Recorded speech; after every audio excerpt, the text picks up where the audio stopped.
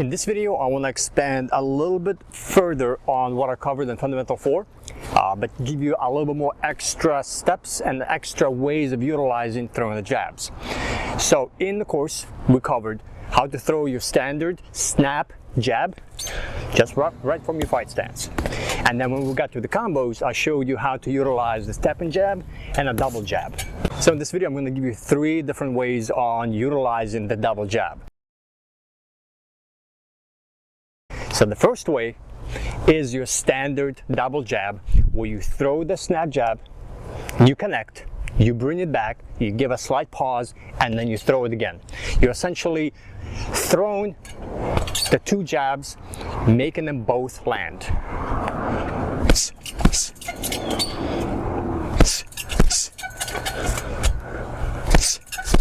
So in this scenario, when you're throwing both jabs to land, when you throw one, you bring it back, and there has to be a slight pause for you to reset in order to throw again, because you cannot throw these 2 jabs very quick, like I will show you in the second option, in the second variation. In this jab, you have to give yourself a bit of a pause to reset in order to throw it again, because the first lands, you have to retract back, you have to give a slight pause, and then throw it again. And that pause just gives you a way to reset so you can throw a second jab to land. So from here, you just simply, just like that, there's a slight pause, and both of them are landing with the same snap and power and speed. So both jabs are thrown at exact same pace, same speed, same snap and power, and they're both landing on target. And it's a very effective way to continuously just pump the jab and just make them pay for whatever they're doing, or just keep them at bay. You know, keep them guessing, keep them at distance, and just keep constantly pumping the jab, but actually doing some damage with it. Now the second variation, the second option, is a lot faster than the first option. So in this option, you are going to pump the first jab, but it's a throwaway jab. You're actually not looking to land the first jab at all. It's just a way, almost as a feint. You throw it, but you don't extend fully, and you don't snap, and you don't connect. You don't really care. It's just a way for them to react to your first jab, but this is a throwaway. This is just kind of like, you know, you just kind of flicking the jab, making them flinch, and then the second jab is the one that lands with a little bit more power, with a little bit more gusto, more intensity, and that's the second jab. That's the one you actually want to land. So in this variation, you just simply throw the first jab halfway, just kind of making them react, make them flinch, and then the second jab is the one that actually lands, you know, and intention to land with damage. So from here, you just simply, and you can see it's a little faster. There's no pause in between because I'm not resetting. I'm making them react, and it's just a way to make them react. It's a throwaway punch, and then the second one is the one that lands.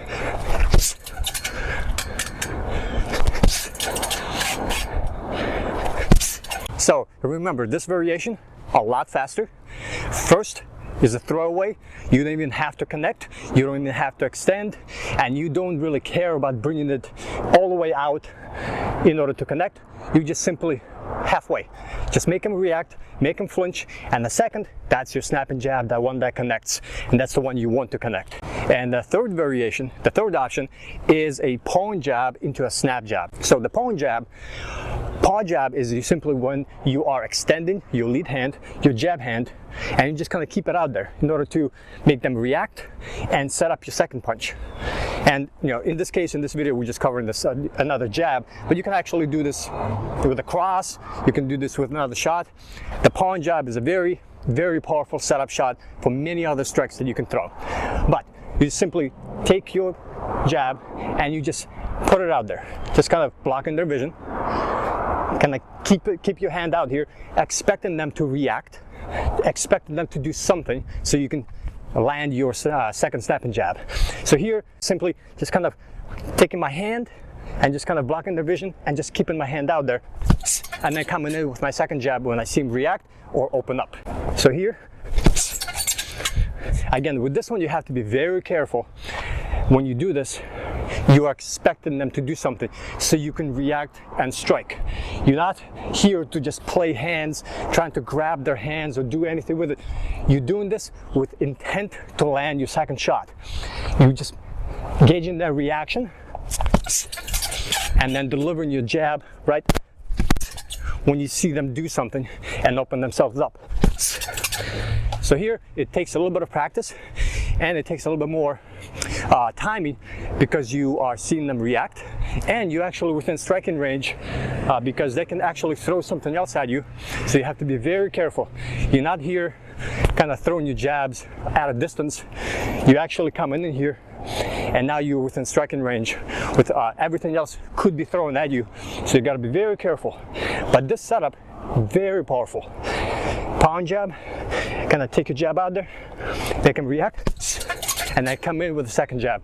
Now in this one, you could paw like this, but just bringing your hand out and then coming back. Or you can kind of keep it out there. If you keep it out there, you do have to bring it back in order to throw your jab. But if you just kind of do it from here, and then you bring it back, and then you can launch into your snap and jab. So that's your third variation. Very powerful way to set up your jabs when you're doing a double jab. Introduces a little bit of variety, different pacing, you're breaking rhythm, and it's hard to gauge what you're going to do. And using these setups actually will help you set up your other shots. You can throw in a cross after that. You can do a cross hook. So these setups, just cover them just within the range of just throwing 2 double jabs and different ways. But you can introduce other shots with it in order to kind of build on top of that for another additional layer of kind of advanced movement and advanced, timing and setup of your shots. Now, these are just a few tips that I wanted to give you on top of what we covered in fundamentals. If you have not gone through the fundamentals and you haven't seen the videos and you haven't began to drill your fundamental 4 punches, your jab, your cross, your lead hook and your rear uppercut, as well as beginning to string them together into the essential 4 combinations, I recommend you pick up the course and begin to go through that, and then so you can begin to utilize the 4 fundamental strikes that every fighter needs to know, needs to drill. They start with these 4 and they die by these 4. And then you can begin to introduce a little bit more variety with these double jabs.